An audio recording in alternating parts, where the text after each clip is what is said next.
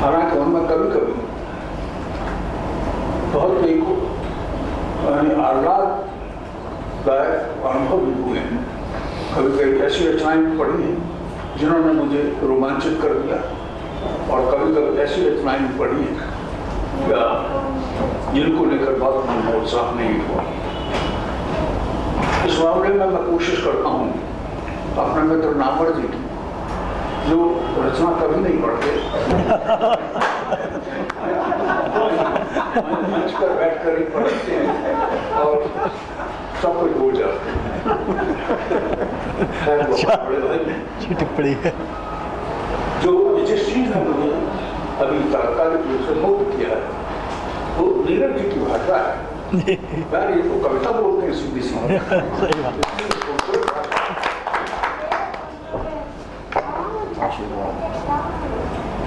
अरे आपका वो है अर्जेंट रिफ्लेक्टेड भी हो रही हूँ। खैर और उस उपन्यास पर होना चाहिए। देखिए, बुजुर्गों को लेकर और उपेक्षित बुजुर्गों को लेकर हमारे यहाँ शुरू से कमियां रखी जाती है। ऐसा नहीं है कि ये आज गिरीश जी के समय का ही कोई अनुभव हो।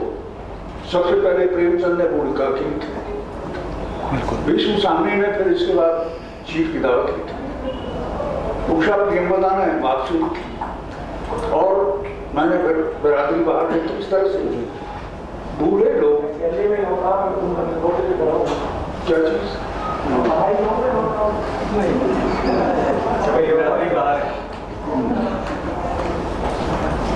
तो इन बूढ़ों को लेकर बहुत संवेदना के साथ और बहुत अनुभूति के साथ, कहना चाहिए कि तादाद के साथ कहानियां लिखी गई हैं। क्योंकि लेखक हमेशा जिसे कहते हैं कि जो सफर के साथ होता है, ये उसकी नियति है। जो समाज में सबसे ज्यादा उपेक्षित, सबसे ज्यादा पीड़ित या सबसे ज्यादा जैसे कहने के प्रताड़ित है, लेखक हमेशा उसके साथ होता है। इसमें ये कहानी छोटे रूप में बहुत फर्क पड़ती है। मैं कहूँगा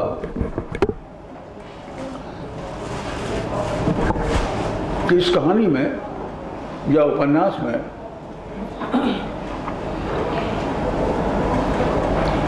यानी पूरे कथानक को देखें तो ऐसा नया कुछ नहीं है। इसमें नया और संवेदनशील है जो जगह जगह का स्थान स्थान पर का ट्रीटमेंट, वो कहानी को मुख्य रूप से इस कहानी को नई बनाता है। मोटे रूप में कथानक में नहीं है, क्योंकि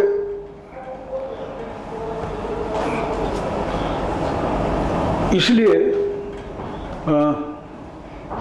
तो मैं कहूँगा कि कहानी का ट्रीटमेंट और कहानी का की संवेदनात्मक जो पकड़ है जगह जगह, वो कहानी को महत्वपूर्ण बनाती है मेरे लिए, और वही पढ़वाती है।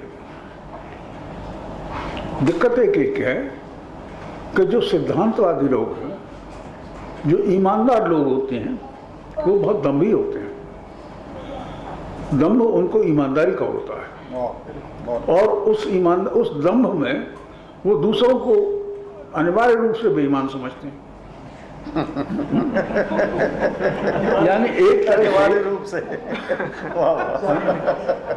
ये एक तरह से कहना चाहिए कि समाज से अपने को काटना है। वो अभिशप्त हैं समाज से अपने आप को काटने के लिए, या समाज उनको उनकी अकड़ और बेरुखी और जो खिचखिचबाजी है उससे बचता है, और वो अकेले होते जाते हैं। तो अकेला होते जाना मेरा ख्याल है कि उनका अपना उपार्जन है, जिसे वो अपने दम में पालते हैं।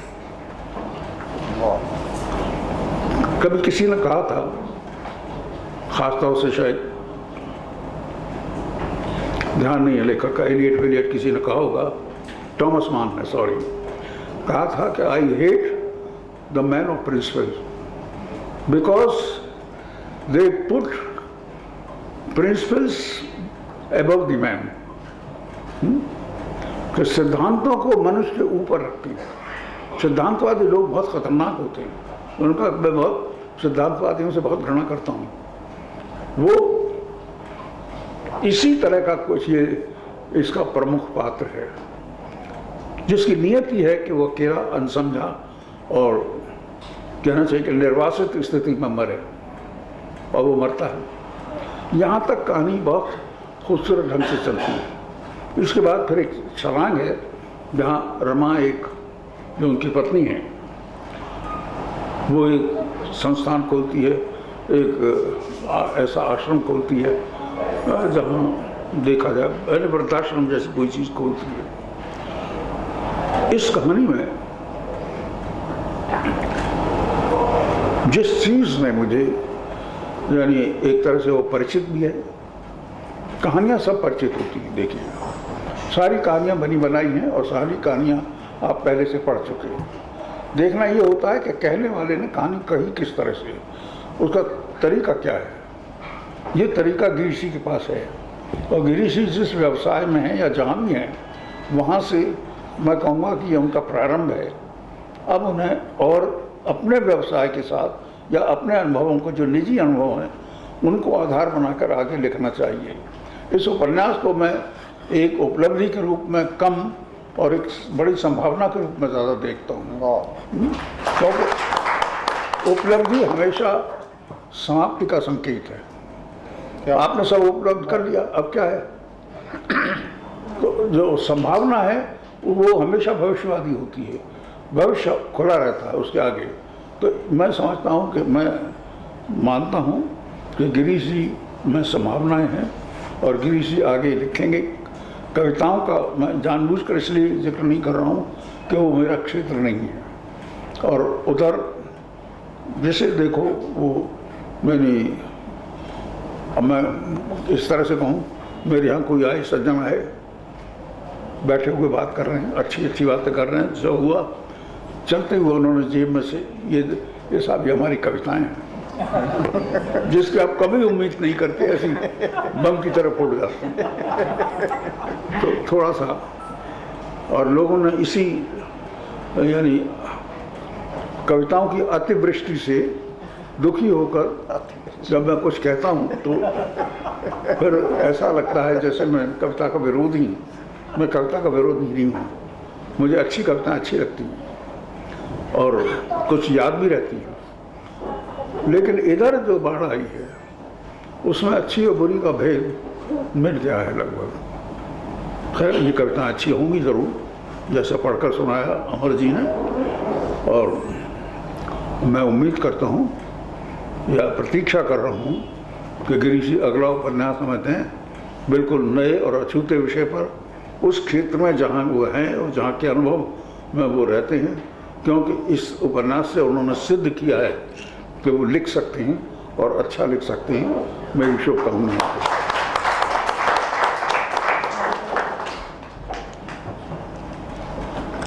उद्बोधन के रूप में आशीर्वचन दे रहे थे आदरणीय राजेंद्र यादव। जैसा कि मैंने कहा कि आपका बोला हुआ हर शब्द हिंदी साहित्य के लिए एक नजीर होता है। मैं चाहता हूँ एक बार करतल ध्वनि से मेरी बात का आप समर्थन करिए। मित्रों, आज के इस कार्यक्रम का एक अन्य महत्वपूर्ण चरण है सम्मान समारोह, और अब मैं इस चरण को संपन्न करने के लिए आग्रह करता हूँ भाई रजनीकांत राजू जी से कि वे मंच के साथ आ जाएं।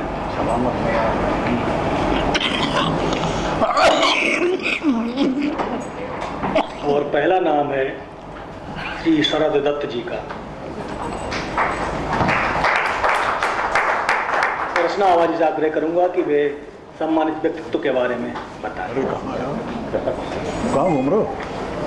रजनीकांत राजू जी, ताहिर हुसैन जी, शेफाली मिश्रा जी, पूनम माटिया जी, आप लोग इस सम्मान समारोह में सहयोग प्रदान करें। पंडित सुरेश नीरज जी और राजेंद्र जी से आग्रह करता हूँ कि वे सम्मानित विभूति को मानपत्र, शाल, नारियल और आशीर्वचन प्रदान करें। तो बैठे बैठे करेंगे ना। श्री शरद दत्त जी 26 नवंबर 1946 को झंग पाकिस्तान में जन्मे श्री शरद दत्त जी की शिक्षा दिल्ली कॉलेज से हुई। पढ़ने लिखने और संगीत के शौक ने ही आपको लेखक बना दिया। दिल्ली कॉलेज के प्राचार्य मिर्जा महमूद बेग स्वयं आकाशवाणी पर प्रस्तुति देने के शौक के अतिरिक्त छात्र छात्राओं को भी आकाशवाणी पर प्रस्तुति देने के लिए प्रोत्साहित करते थे। उनके प्रोत्साहन से ही शरद जी ने 1965 में आकाशवाणी की सेवा में आए। आकाशवाणी के समाचार सेवा प्रभाग में स्टाफ आर्टिस्ट के रूप में इन्होंने अपने करियर की शुरुआत की और देवकी नंदन पांडे, केशव पांडे, अज्ञे, रघुवीर सहाय, मनोहर श्याम जोशी, सर्वेश्वर दयाल सक्सेना जैसे साहित्यकारों को निकट से देखा और समझा। साप्ताहिक हिंदुस्तान के लिए 2 बार कवर स्टोरी लिखने वाले शरद जी ने गीतकारों संगीतकारों की जीवनी लेखन के क्रम में अनिल विश्वास जी की जीवनी ऋतु आए ऋतु जाए का लेखन किया।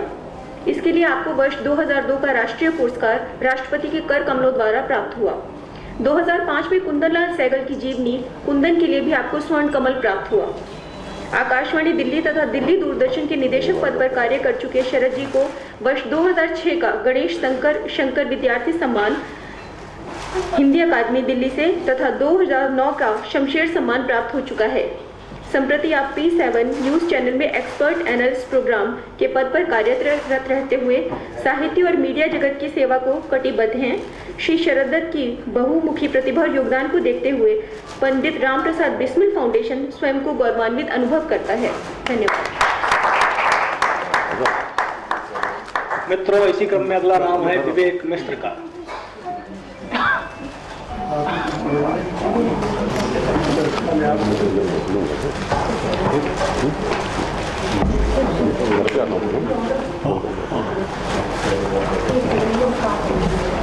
मैं ताहिर हुसैन जी से आग्रह करता हूँ विवेक मिश्र जी का माल्यार्पण करें।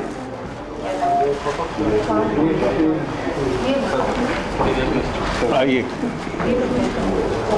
15 अगस्त 1970 को झांसी उत्तर प्रदेश में जन्मे श्री विवेक मिश्र जी ने दंत शिक्षा विज्ञान में विशेष प्रशिक्षण प्राप्त करने के अतिरिक्त पत्रिका एवं जनसंचार में स्नातकोत्तर की उपाधि प्राप्त की।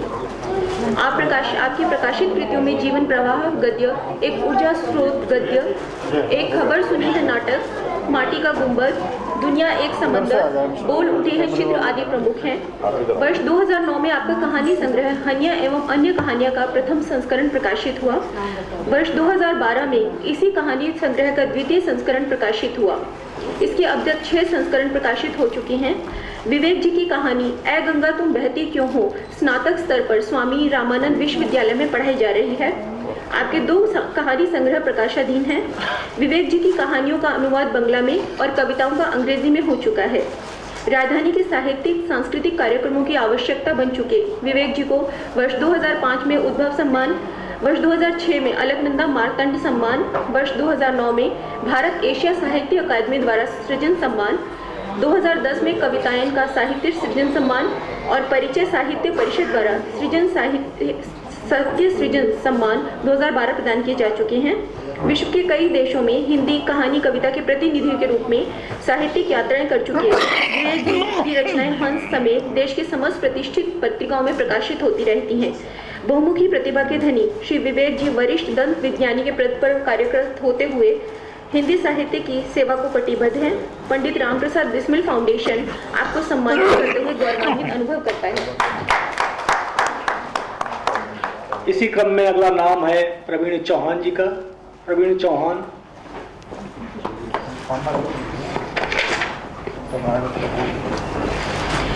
समकालीन दुनिया के संपादक, समकालीन चौथी दुनिया के संपादक श्री प्रवीण चौहान जी ने MA अर्थशास्त्र से करने के साथ साथ रुहेलखंड विश्वविद्यालय से पत्रकारिता में प्रशिक्षण प्राप्त किया। लखनऊ विश्वविद्यालय से कानून में स्नातक की उपाधि प्राप्त करने के पश्चात दैनिक जागरण, दैनिक आज तथा पब्लिक एशिया में उप संपादक रह चुके प्रवीण जी का जन्म अमीर खुसरो की जन्मभूमि पटियाली में हुआ।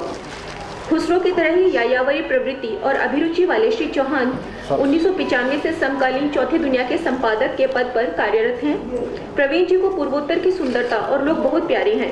पूर्वोत्तर के छात्रों के लिए शांति निकेतन हिंदी संस्थान नाम की संस्था के माध्यम से प्रति वर्ष 50 छात्रों को आवास, पुस्तकें तथा आत्मनिर्भर बनाने हेतु प्रशिक्षण का दायित्व प्रवीण जी वहन करती हैं। आपको सामाजिक योगदान के लिए वाग्देवी पुरस्कार, सांप्रदायिक सद्भाव पुरस्कार, कौमी एकता पुरस्कार, क्रिएटिव अवार्ड तथा दादा चतुर्वेदी सम्मान सहित अनेक पुरस्कार सम्मान प्राप्त हो चुके हैं। आपकी पत्रकारिता जगत और सामाजिक क्षेत्र के अवदान को रेखांकित करते हुए पंडित रामप्रसाद बिस्मिल फाउंडेशन आपको बिस्मिल सम्मान 2013 से सम्मानित कर गौरव का अनुभव करता है। मित्रों, इसी क्रम में अगला नाम है श्री जितेंद्र मणि त्रिपाठी जी का। एक पुलिस प्रशासक के साथ साथ कविता के क्षेत्र में भी आपने अपनी एक असंदिग्ध पहचान बनाई है, श्री जितेंद्र मणि त्रिपाठी। और मैं कुलदीप सिंह राजपूत से आग्रह करूंगा कि वे त्रिपाठी जी का माल्यार्पण करें। कुलदीप राजपूत। दानित सेवा के पुलिस अधिकारी तथा वर्तमान में अतिरिक्त उपायुक्त दिल्ली पुलिस के पद पर कार्यरत श्री जितेंद्र मणि त्रिपाठी का जन्म गोरखपुर उत्तर प्रदेश में हुआ। प्रारंभिक शिक्षा के पश्चात इलाहाबाद विश्वविद्यालय से प्रथम श्रेणी में स्नातक और स्नातकोत्तर की उपाधि प्राप्त करने वाले जितेंद्र जी दिसंबर 2002 से दिल्ली पुलिस में कार्यरत हैं। सुनामी आपदा के समय आपने अंडमान में DYSP के पद पर कार्यरत थे। इससे पूर्व आप जनवरी 2001 से जनवरी 2002 तक सहायक विकास आयुक्त के पद पर मध्य प्रदेश में भी कार्यरत रहे। श्री त्रिपाठी ने अंडमान में अपने सेवा काल में जारवा आदिवासियों के उत्थान के लिए उल्लेखनीय कार्य किया। आपके योगदान को रेखांकित करते हुए आपको पुलिस मेडल का कठिन सेवा पद प्राप्त हुआ था। सुनामी आपदा के दौरान 10,000 पीड़ितों को सुरक्षित निकालने के लिए आपको अंडमान निकोबार के उपराज्यपाल द्वारा कमेंडेशन प्रमाण पत्र दिया गया। पुलिस की क्रूर, अशिष्ट और असहयोगी छवि को बदलने के लिए कटिबद्ध जितेंद्र जी का आदर्श वाक्य है, जो मिला मुझसे हो गया मेरा, ऐसा हुनर सबको आता नहीं। सौम्य, शिष्ट और सहयोगी स्वभाव के श्री त्रिपाठी जी का मां को समर्पित कविताओं का एक संग्रह प्रकाश्य है। दिल्ली पुलिस में विभिन्न पदों पर कार्य कर चुके श्री मणि वर्तमान में अतिरिक्त पुलिस आयुक्त के पद पर कार्यरत है। प्रशासनिक दक्षता और कवि हृदय रखने वाले श्री मणि जी को बिस्मिल सम्मान 2013 से अलंकृत करते हुए हम स्वयं को गौरवान्वित अनुभव करते हैं। इसी क्रम में अगला नाम है राष्ट्रीय राजधानी क्षेत्र के क्रांतिकारी पत्रकार सलामत मियां का। सलामत मियां। और सलामत जी के माल्यार्पण के लिए मैं आग्रह करता हूं भाई तारिक आलम खान से कि वे सलामत जी का माल्यार्पण करें।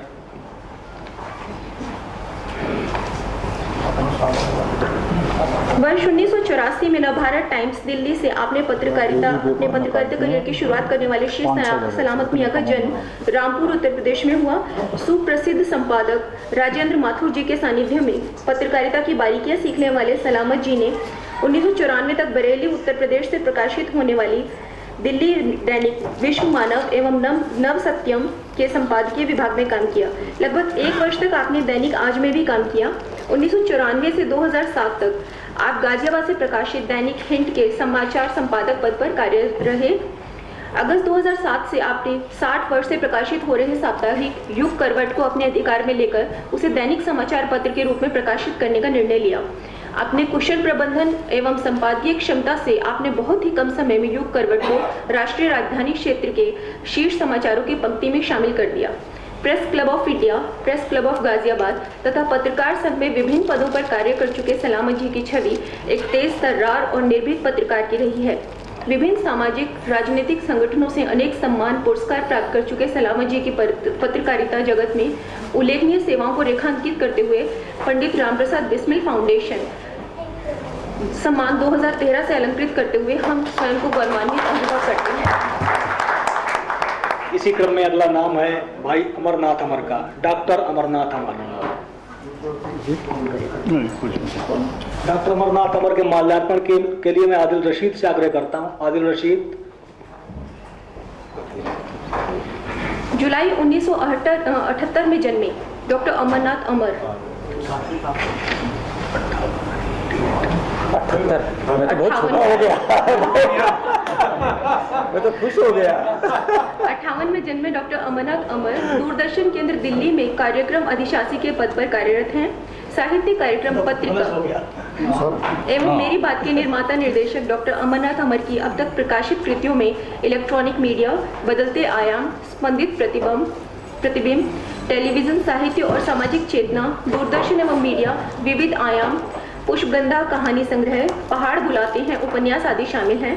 हिंदी अकादमी दिल्ली के संचालन समिति के पूर्व सदस्य डॉक्टर अमरनाथ अमर जी को भारत के राष्ट्रपति द्वारा गणेश शंकर विद्यार्थी सम्मान, भारतेंदु हरिश्चंद्र पुरस्कार, सूचना एवं प्रसारण मंत्रालय का हिंदी साहित्य सम्मान, हिंदी अकादमी का साहित्यकार सम्मान समेत 50 से अधिक सम्मान व पुरस्कार प्राप्त हो चुके हैं। आकाशवाणी के पूर्व उद्घोषक, कोशा पत्रिका के पूर्व संपादक, रंगमंच लेखन निर्देशन से सतत रूप से जुड़े डॉक्टर अमरनाथ राजधानी के साहित्यिक सामाजिक कार्यक्रमों के एक सुपरिचित चेहरे हैं। जामिया मिलिया इस्लामिया विश्वविद्यालय समेत देश के विभिन्न विश्वविद्यालयों में अतिथि प्रवक्ता के रूप में निरंतर व्याख्यान देने वाले डॉक्टर अमरनाथ की साहित्यिक सामाजिक उपलब्धियों को रेखांकित करते हुए पंडित रामप्रसाद बिस्मिल फाउंडेशन उन्हें बिस्मिल सम्मान 2013 से अलंकृत कर गौरव अनुभव करता है। मित्रों, इसी क्रम में अगला नाम है श्री ब्रजेंद्र त्रिपाठी जी का।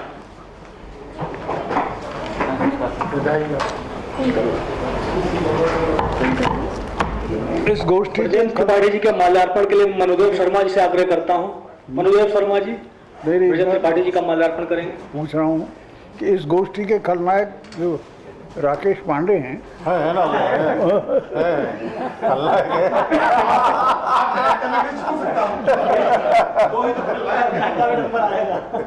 है बाकायदा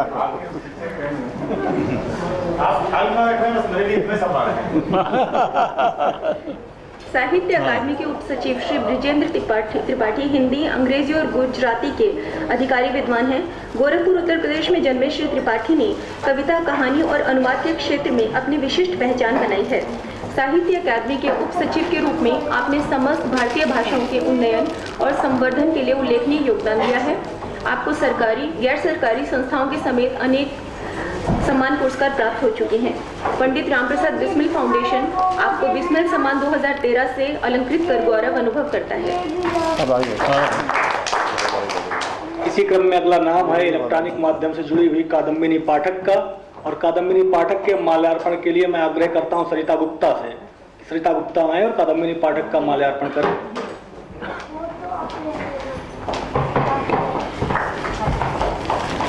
बौद्धिक सजगता के लिए विख्यात वाराणसी में जन्मी सुश्री कादम्बिनी पाठक को HCPC कॉलेज वाराणसी से BSc की डिग्री प्राप्त करने के पश्चात वाराणसी से ही पत्रकारिता एवं जनसंचार में स्नातक की उपाधि प्राप्त कर अपने प्रोफेशनल करियर की पूर्व पीठिका तैयार की।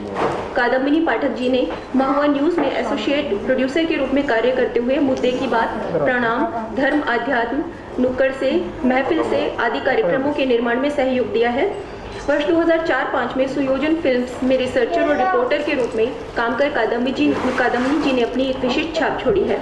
वर्ष 2011-12 में इंडिया न्यूज में विभिन्न दायित्वों का वहन कर चुकी कादम्बिनी जी महुआ न्यूज के लिए हरिद्वार महाकुंभ 2010 की लाइव कवरेज भी कर चुकी हैं। वर्ष 2006 से 8 तक कादम्बिनी जी ने दूरदर्शन न्यूज में कार्यरत रहते हुए defence watch, war and peace, Rang तरंग